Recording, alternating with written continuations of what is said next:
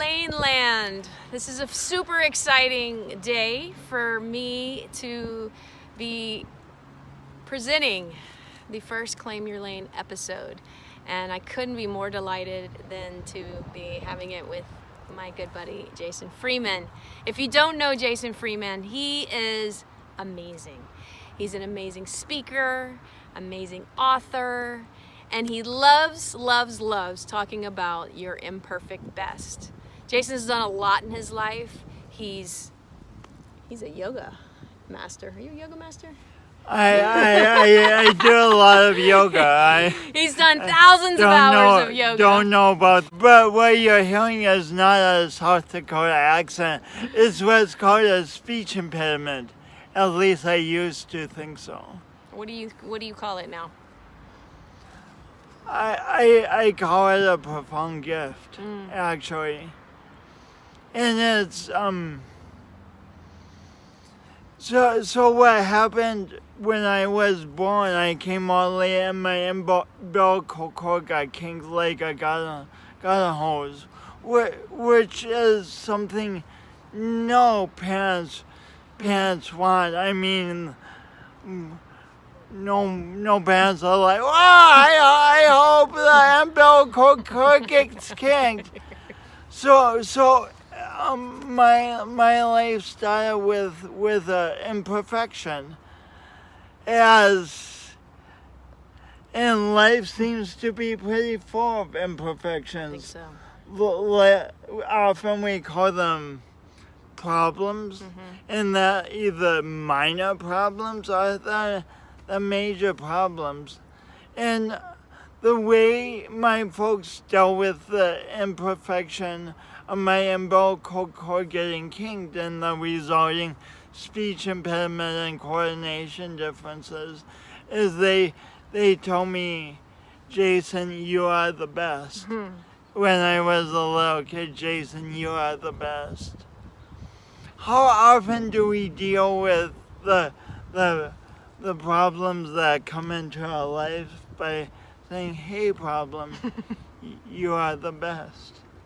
I would say 99% of the time we probably don't do that.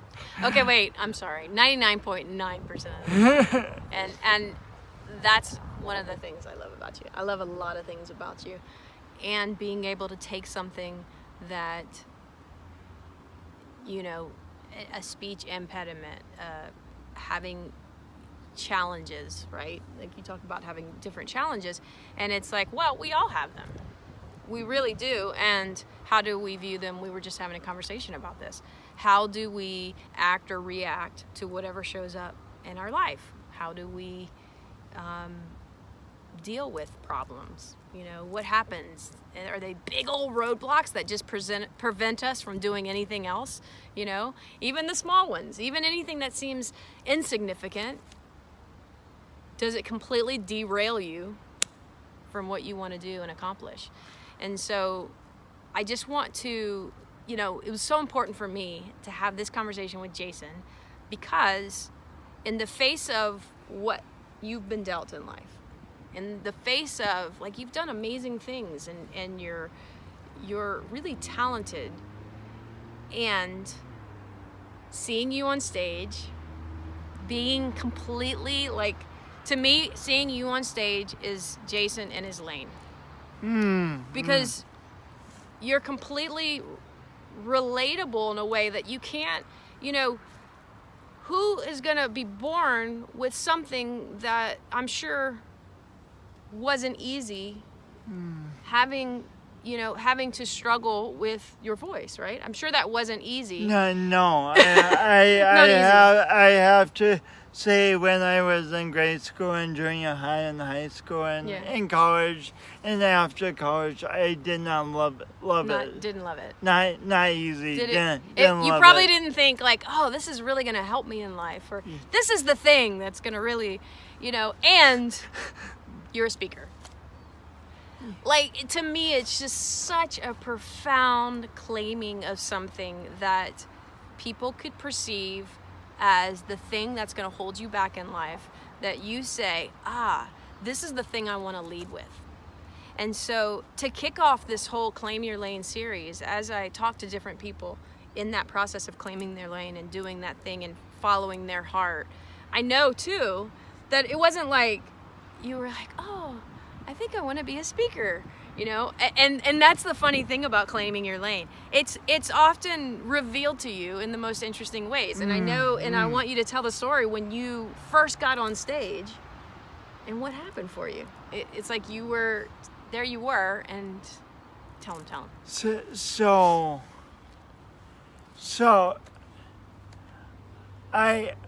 my strategy for a lot of my life was to speak as little as possible, especially in front of a group. I mean, I was like, they won't like this voice and on, but so I found yoga, and through the laughter yoga, and suddenly I'm speaking at the All American Laughter Yoga Conference in Estes Park, Colorado. If you haven't heard of laughter yoga, check it out on YouTube. It's a hoot. But anyway, so I had all kinds of notes and stuff, but something before the presentation came over me, and I did two things. I put the notes under my chair, and I asked the organizer if I could take off my shoes. I mean, not the usual things a speaker at a conference would do, but something. But you felt that was you, right? Yeah. Yeah, you were following something. Sorry, interjecting, but I just wanted to highlight. In that moment, I was claiming my lane. Yeah, you totally were. You're like, oh, this would feel better if I took my shoes off. Okay, right? How many times do you feel like there's something that you're nudged to do and we don't listen? Like, oh, I should, whatever, fill in the blank, right?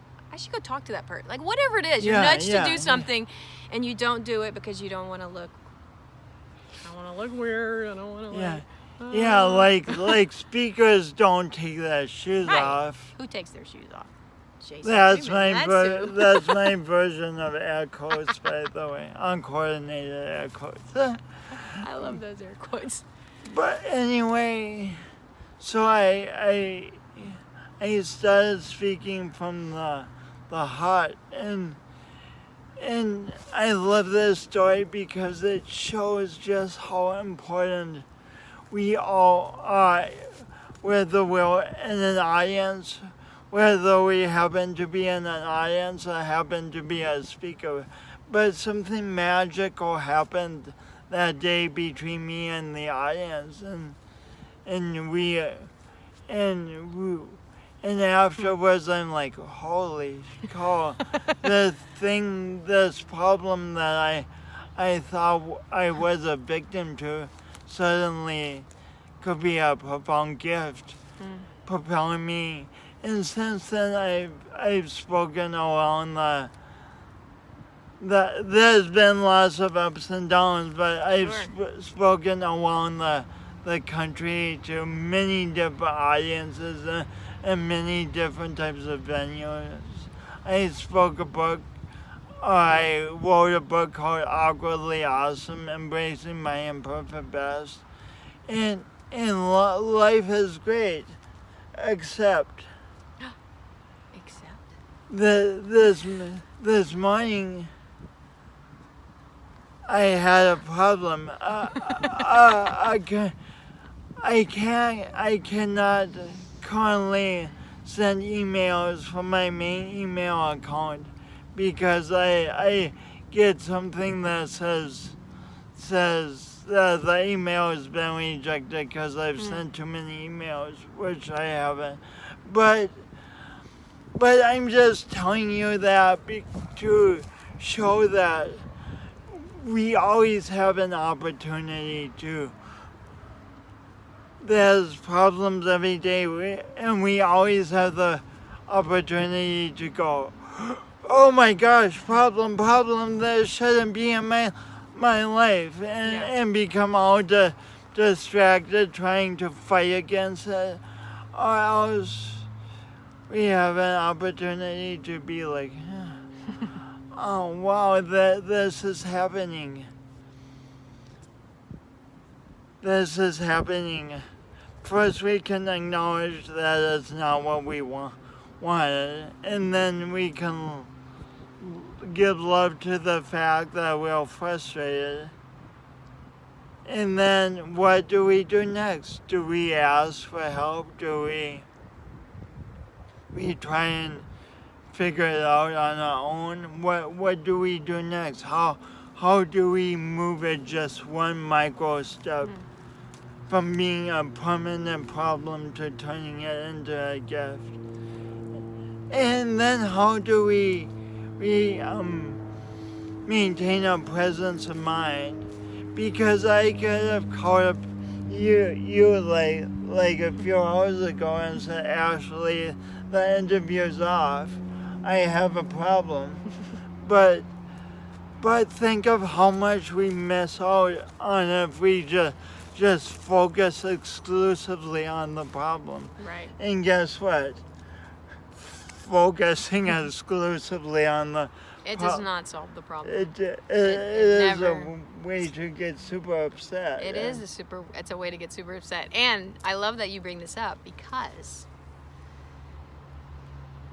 there's this perception that if you claim your lane, if you know what it is you're doing, if you're doing the thing you love, that we look at people, right? We're famous for looking at people and going, oh, they've got it. Oh, they got Jason, it. They that got one it. over there. Oh, he's got it all. Yeah, look, they're doing with. Oh, they're a really successve speaker, and they're speaking everywhere. Yes. So they must not have problems. Yeah, they've accomplished enough not. Yeah, they got there. We have this not to survival have thing. Like, problems. oh, once you declare it, you've arrived, and no more problems. And so I'm glad you brought up problem today, because that is, especially as you continue to claim your lane, especially as you continue to own that genius, you will continue to have stuff show up. Stuff. Say it with a stuff. You will You continue. just invented something that's awesome. Stuff. You will continue to have it show up in your life. Oh, that was interesting. You will have it continue to show up in your life, and it's what do you do with it in the moment? How do you choose to show up? How do you choose to show up in the stuff, right? Like, because it's always there, and it's there for anyone and everyone who's living and breathing. That's the news flash. If you're living and breathing, it's showing up. And if you are really going after what you want, it's showing up, right? Roadblocks are showing up. What do you mean, Ashley? The more you mean I can't achieve a level of success where I won't have problems? Well, my friend, Oh. I'm afraid not. And here's the thing. Here's the beautiful thing. The joy The joy you experience I by experience owning by owning your gift, your gift, your beautiful voice, by claiming your lane. by claiming your lane, will fuel you, will give you the courage, will give you the strength you need to show up when those problems show up in a way that you move through it. Move through it. You ask for help. You keep going. You take a step. And you remember that problems, even though they can seem frustrating at the time, can lead to innovations. Completely. Look. Your problems, most of the time, will lead you to even greater greatness than you thought possible. Like a speech impediment that is hated can become a speaking career that is loved by. My goal is to speak to millions audiences live, or millions of people live in my lifetime. Not love all it. at one time, but Why not? I mean maybe, but Why many not? audiences totaling a million people. He wants to speak to 1 million people. And that has come out of a problem that I used to despise, that I used to think would forever cripple me. Yeah, well, because you said at the beginning, you used to speak to as little people as possible. Yeah, I used. And now your goal is to speak to 1 million. Yeah, wow, I hadn't thought of the connection, but wow. Yeah, that's We made the change. connection. The connection. And here, this is one. We actually did a previous interview, and it had multiple cameras, and it was in chairs, and it was in a room, and there was lighting, and we had, bit of lighting, you might see a few you shadows. might see some flash shadows or whatever. See And shadow, there were shadow, issues with shadow. There were issues, and now here we are, and I'm filming on my phone, and we're outside, and it feels really good. It It does feels really feel good. It's like the imperfect best. Permission to just do it. Permission to show up. Is this the format of how the show is going to be? I don't know, but I'm just going to keep showing up. We're going to keep doing it, and who better to start this with than Jason Freeman? Yeah, that is my name. You like that? That is your name. Jason Freeman. Jason Freeman. Thanks, Ashley Sibille. I want you to do something. Sibille. I want you to take us out. How do you say your last Sibille. name? Sibille. Sibille. Oh, no, someday. I want comments. Here's the thing. I like this because I feel like it's a conversation. Some people think it's weird because they think we should be having the conversation, and then there should be cameras at me and a camera at him, and then it's all fancy. We can do that, or we can do this. So give me feedback. What do you think about this? Does it feel like we're talking to you? Does it feel intimate? Would you prefer? I'm talking to you. We're talking to you. Yeah. Or would you prefer if we were talking like this, but you would see me from that angle and him from that angle? Yeah. Yeah, I'm just opening up the Or conversation. would you prefer that we were like want to do that that? really Oh! and not Wait, the camera fell. Shoot. Oh. Oh, that's awesome. Okay. Yeah, well, you know what I think they know what we mean. You And know what we're I feeling a mean. little rowdy today. And sorry, Well, for top of my head stuff. yeah, I can edit forgot that I out. was I don't know if I should edit it out. It's kind of fun. I like it. Keep it all in? Yeah, Okay. keep it. So I want him to do something for us. He doesn't even know I'm about to ask. When he speaks, this is how he ends his talks. Will you do it? The best? Will you do the finger? Okay, wait, hold on. Will you do it? Yeah, Okay. yeah. Okay. Let's clarify. It's not doing the finger. It's not the doing. That's something else. That is something else. Well, I know, but it was just for you to know what I was talking about. All right. Do we need to stand up, or what do we need to do? So let's do it sitting, because Okay, we're gonna do it sit otherwise down. I can't. Because it'll be really interesting. Okay. Yeah. So when I was young, as I said, my folks said, "Jason, you are the best." And they were right. I am the best me in the world, and each of you are the best you in the world. So so with that, will you stand up wherever you are? Like, do as I say, not as I do. And raise your right hand. Raise your right pointer finger. And say, I am the best. the best. I am the best. I am the best. I am the best. I am the best. I am the best. I am the best. And give yourselves a round of applause.